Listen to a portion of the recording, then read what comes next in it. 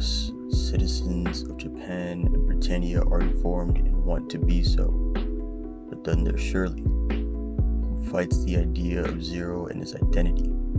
In a society of willingly informed citizens and advisors, Shirley's unrealistic view on society is the essence of joy in the void of oblivion. This show holds knowledge on a pedestal and repeatedly demonstrates how negative ignorance is. Until she is introduced, we are only shown a cold and fickle world, and the show is unremorseful. It illustrates that the perfect bubble of a utopian dream can easily be popped by truth and logic, and reality is often disappointing. On one hand, through a lens, she sees Lelouch as the one person who genuinely cares for her and shows interest in who she really is. And on the other, in reality, he is depicted to be a terrorist against Britannia and the man who killed her father. She doesn't want to be knowledgeable in this fact. In these territories of strategic masterminds and witty analysts, she'd rather be naive and uninformed. When Shirley finds out it was Lelouch who killed her father, kidnapped her friends, and who led a bloody rebellion, she rejects it. She embodies the idea of know not, therefore fear not. She is kept just far enough to be nescient or ignorant, but also just close enough to be considered inquisitive, acknowledging the shards but being too scared to look through the window. Too petrified to put the truth together, she throws herself into a bubble of warped reality far before Lelouch uses his Gios on her. Well, the morning always comes again. What? I have to say it's funny. I know that I came out here for some reason, but I can't remember exactly what it was now. Maybe it's because I already put the whole thing behind me, something I wanted to let go of. Her ideals lived in harmony in reality, because after all, reality is nothing without fantasy to contrast it, to challenge it, making dreams your reality. But that's not how the show works. Seeing the world of realism shattered her perception of her perfect safe area. Since she is a Britannian, she believes that this position is safe from any major conflict. The most adversity she faces before she discovers Lelouch's identity is trying to find out if her crush likes her back. And just as in reality, this storyline is insignificant to the main story.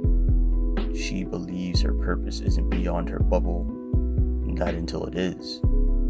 She lives in a constant state of oblivion, even when she thinks she fully accepts Lelouch and all that comes with him. She retains the undertone of fearfulness and uncertainty that he brings into her bubble, into her fabricated view of the real world. When she finally accepts that reality, she can't handle it, in a physical, mental, and emotional sense. Since her discovery of the world she didn't know existed shattered her perfect view, she acted out of character. This curtain, once covering the sweet, loving, and caring Shirley, was lifted. The once quixotic and protected child of innocence was poised to be then rebranded a confused, brash pawn in the chess game of the Black Knights and the parameters of freedom. She, in an instant, becomes vastly more confident with a gun and untroubled in comparison with the idea of killing only if it was meant to aid her valued Lulu. Not so much of his cause, nor the future he represents, but she acts off her past and newfound feelings of loyalty for him. She was willing to break her bubble of perfection for an unrealistic and storybook life with Lelouch. Right?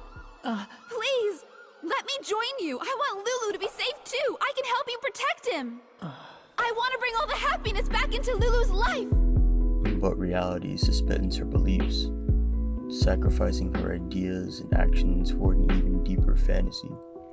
No matter how far into reality she thought she had delved into, she is tethered and embedded in visions of an idyllic life.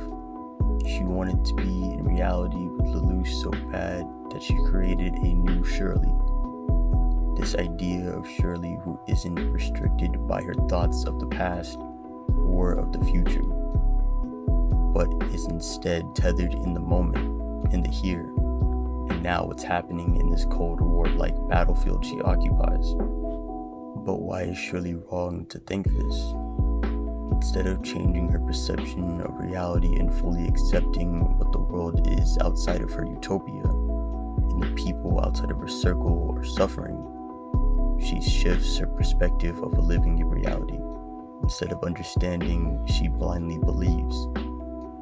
She alters her perception of focus of time, not being stuck in the past, but adversely being stuck in the now, ignoring past behaviors and trends, and avoiding what happens next, which ironically becomes her downfall.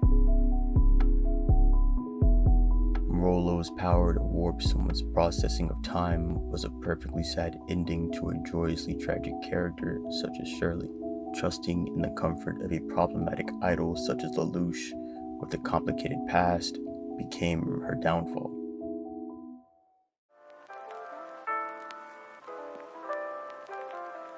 Both of you did something to me! Tell me the truth!